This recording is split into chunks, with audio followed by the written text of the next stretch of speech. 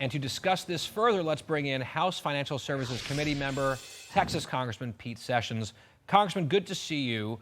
Your reaction to this development: does the president have the right to do this? What is the cause? And I understand it's this potential mortgage fraud allegation. Is an allegation like this sufficient to fire someone the way President Trump has at least attempted to do here? Absolutely. Is fraud against the law? Is that something that would be looked at in a negative way? Yes, it is. But the bottom line is that we will, and I'm encouraging the committee to ask her to come, and we should do a hearing about this. I would certainly love to see the line be drawn about where fraud is, what fraud is bad enough to be removed from being a governor on the Fed board.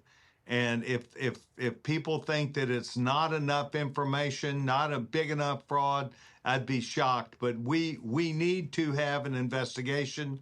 I am calling for our committee in financial services. French Hill is our chairman, and I'm sure he will be glad to oblige me and have this hearing. She needs a chance to also be heard, and that's important also. If she wants to come and give testimony, that will include the questions at her. Does she understand what fraud is? Does she understand that she violated within a 2-week period of time? Fraud that any other American could be held accountable for too. And elected officials understand these issues. She should too. She served the United States federal government since about 2016. It's a higher standard. Sorry. Yeah. It's something that is a valuable asset to have when you have your own property.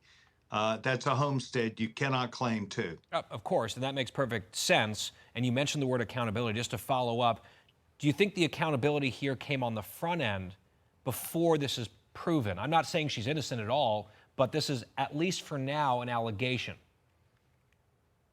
Well, I think that what happened is she's not addressed the issue that I've seen. She didn't say, not true, not true. Yeah, good Hey, point. I'm innocent. And that would have been a test that the president could have understood, and certainly I, as a senior member of financial services, would understand. She is evidently not making that as part of her case. Well, Congressman, my understanding too is for cause under the Federal Reserve Act is undefined, right? So it's subjective. So to President Trump, this is a for cause firing. But I also wanted to ask you, your committee oversees the Federal Reserve. What can you tell us about this criminal referral? What has your committee been told? Well, the committee, Or the status as of this you probably understand, we've been on recess for a month. We're back home. We're working. We're in our districts. I'm in Waco, Texas today. Very pleased to join you.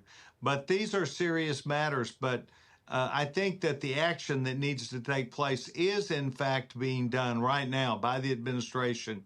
And evidently, President Trump has the facts of the case at hand and made a decision. If he is wrong, then we will vet that out in the hearing, and this young woman will be allowed to have her day, not in court, but before the committee that has full jurisdiction. But fraud is fraud, and if we want to get to whether it was a big fraud or a little fraud, I think that that's a line of statute that we'll let the committee members argue.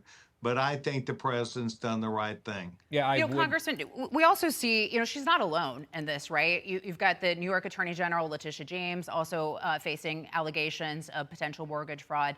Senator Adam Schiff as well. Why does this keep happening? Why do so many politicians or people in a public office believe they're above the law? Well, let me just say this. You mentioned 3 people. I don't know that so many people. Three's kind of a lot for mortgage fraud in the past couple of months. Well, that's what Lisa, that is what this is.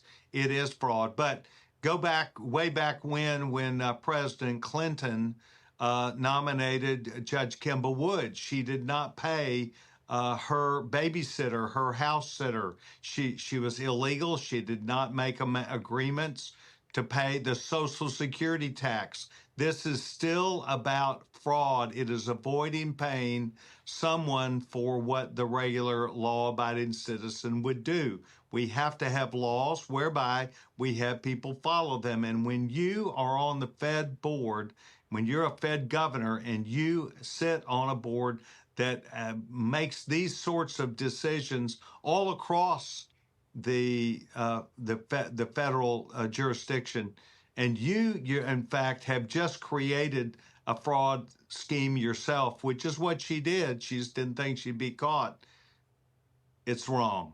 And so I think the president rightfully has done this. She's trying to say that it has something to do with her vote and the integrity of the, or at least the independence of the Fed. That's not what it is. It's about their integrity. And I'd love to see any other board member that would like to defend this, because if they're going to defend this, they ought to do it now publicly, and we'll figure them out also. But fraud is fraud. We'll see if they do. Yeah, and if they have evidence that she's innocent, that'd be interesting. I have not really heard that in her defense, to your point so far, which might be telling. Congressman Pete Sessions of Texas, good to see you. Thanks for joining us. Thank you, sir. You bet. Thanks.